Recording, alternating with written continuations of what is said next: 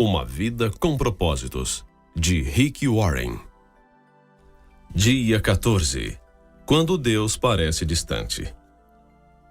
Ele se escondeu do seu povo, mas confiou nele, e nele ponho a minha esperança. Isaías, capítulo 8, versículo 17. Deus é real, não importa como você se sinta. É fácil adorar a Deus quando as coisas vão bem. Quando Ele provê comida, amigos, família, saúde e situações felizes. Mas os acasos nem sempre são agradáveis. Quando isso acontece, como você adora a Deus? O que você faz quando o Senhor parece estar a milhões de quilômetros? A mais profunda adoração é louvar a Deus apesar da dor, dar graças durante a provação, manter a confiança nele em meio à tentação, render-se a ele durante o sofrimento e amá-lo quando ele parece distante. Em geral, as amizades são testadas pela separação ou pelo silêncio. Ou você é separado pela distância física, ou está impossibilitado de se comunicar. Na sua amizade com Deus, nem sempre você se sentirá próximo dele. Philip Yancey observa sabiamente: todo relacionamento passa por períodos de proximidade e distanciamento. E no relacionamento com Deus, por mais íntimo que seja, o pêndulo vai oscilar de um lado para o outro. É aí que a adoração fica difícil. Para amadurecer sua amizade, Deus está a testá-la com períodos de aparente separação, momentos em que se tem o sentimento de que fomos abandonados ou esquecidos por Deus. Tem-se ainda a impressão de que Deus está a quilômetros de distância. João da Cruz referia-se a esses dias de deserto espiritual, dúvida e distanciamento de Deus como a noite escura da alma. Henry Nouwen chamava-os o ministério da ausência. Por sua vez, A.W. Tozer denominava-os o ministério da noite. Outros o mencionam como o inverno do coração. Com exceção de Jesus, Davi foi provavelmente quem manteve uma amizade mais íntima com Deus. O Senhor teve prazer em chamá-lo homem segundo o meu coração. 1 Samuel capítulo 13, versículo 14, Atos capítulo 13, versículo 22. Apesar disso, Davi frequentemente reclamava da aparente ausência de Deus. Ó Eterno, estás me evitando? Onde estás quando preciso de ti? Salmos capítulo 10, versículo 1. Por que te esqueceste de mim? Por que estás tão distante? Por que ignoras meus pedidos de socorro? Salmos capítulo 22, versículo 1. Por que me abandonaste? Salmos capítulo 43, versículo 2. Salmos 44, capítulo 23. 74, capítulo 11. 88, capítulo 14. E 89, capítulo 49. É óbvio que Deus não abandonara realmente Davi, assim como não abandona você. Ele prometeu várias vezes jamais nos abandonar ou rejeitar. Deuteronômio, capítulo 31, versículo 8. Salmos 37, versículo 28. João 14, 16 ao 18. Hebreus 13, versículo 5. Mas Deus não prometeu: você sempre sentirá minha presença. Aliás, Deus reconhece que algumas vezes esconde a face de nós. Em Isaías 45, capítulo 15. Há momentos em que ele parece ter desaparecido de nossa vida em pleno combate. Floyd McCloud descreve o que acontece. Certo dia você acorda e percebe que todas as suas sensações de comunhão espiritual se foram. Você ora, mas nada acontece. Repreende o diabo, mas isso não muda nada. Faz exercícios espirituais, seus amigos oram por você, você confessa todo o pecado que consegue imaginar e então sai por aí pedindo perdão a todos que conhece. Jejua e nada ainda. Então começa a se perguntar: quanto tempo essa escuridão espiritual irá durar? Dias? Semanas? Meses? Será que ela vai acabar? Você tem a impressão de que suas orações simplesmente batem no teto e voltam. Em absoluto desespero, você grita: qual é o meu problema? A verdade é que não há nada de errado com você. Trata-se de uma parte da aprovação e do amadurecimento de sua amizade com Deus. Todo cristão passa por isso pelo menos uma vez, geralmente várias vezes. É doloroso e perturbador, mas absolutamente vital para o desenvolvimento de sua fé. Ter consciência disso deu esperança a Jó. No momento em que não podia sentir a presença de Deus em sua vida, ele declarou: vou para o Oriente, mas lá ele não está. Vou para o Ocidente e não consigo encontrá-lo. Não o vejo no Norte, pois se esconde. Volto-me para o Sul, mas não consigo achá-lo. Contudo, ele conhece o caminho por onde ando, e quando me puser à prova, como ouro, a passar pelo fogo, ele me declarará inocente. Jó capítulo 23, versículos 8 ao 10. Quando Deus parece distante, você pode pensar que ele está zangado, ou está punindo, ou por algum pecado. De fato, o pecado realmente prejudica nossa amizade com Deus. Entristecemos o Espírito Santo e sufocamos nosso relacionamento com Ele quando desobedecemos a Deus. Entramos em conflito com alguém, excedemos-nos no número de atividades, criamos vínculos de amizade com o mundo e assim por diante.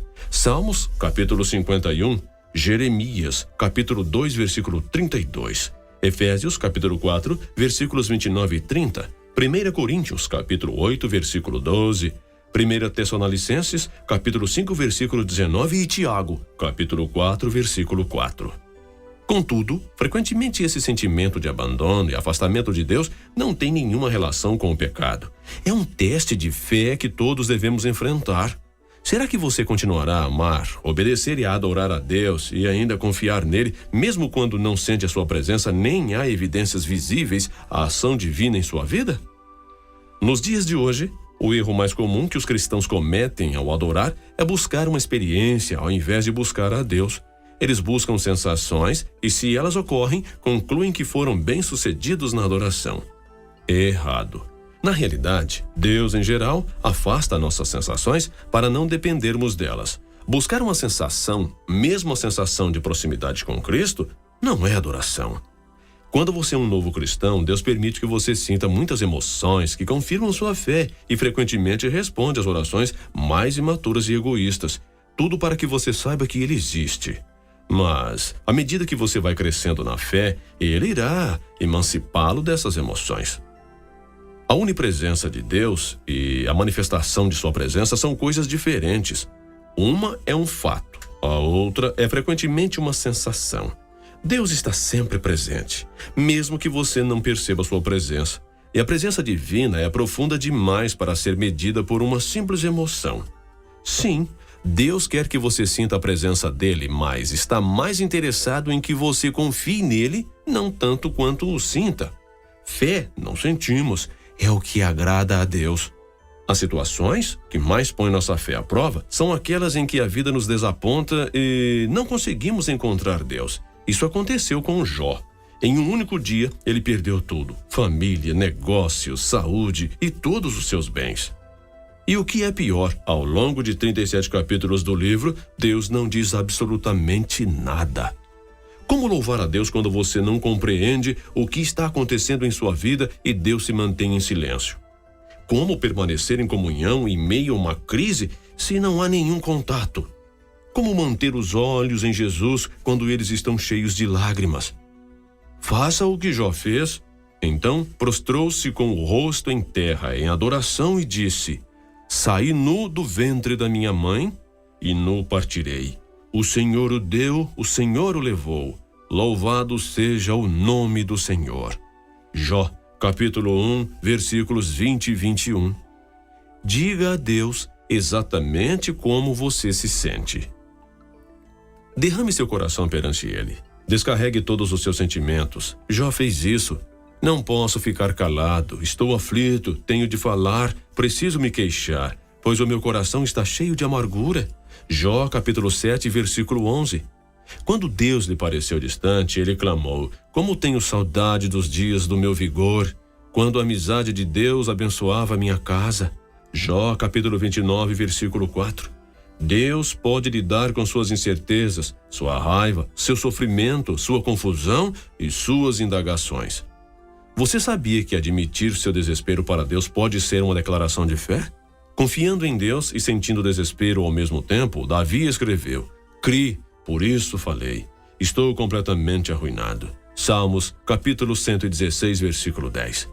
Parece uma contradição confiar em Deus e sentir-se destruído. A fraqueza de Davi, na verdade, revela uma fé profunda. Em primeiro lugar, ele acreditava em Deus. Em segundo lugar, ele acreditava que o Senhor ouviria sua oração. Em terceiro lugar, ele acreditava que Deus lhe permitia expor todos os sentimentos e ainda assim o amaria. Concentre-se no Deus imutável. Independente das circunstâncias e de como esteja se sentindo, apegue-se ao caráter imutável de Deus.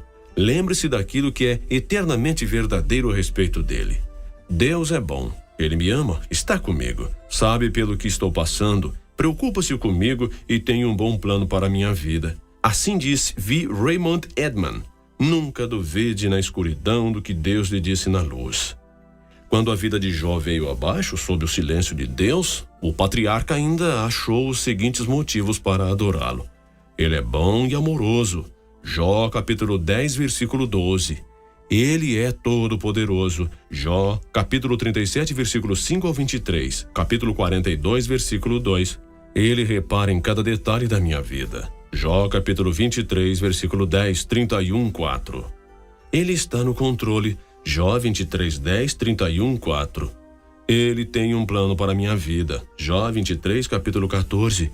Ele vai me salvar. Jó 19, 25. Confie que Deus cumprirá o que prometeu.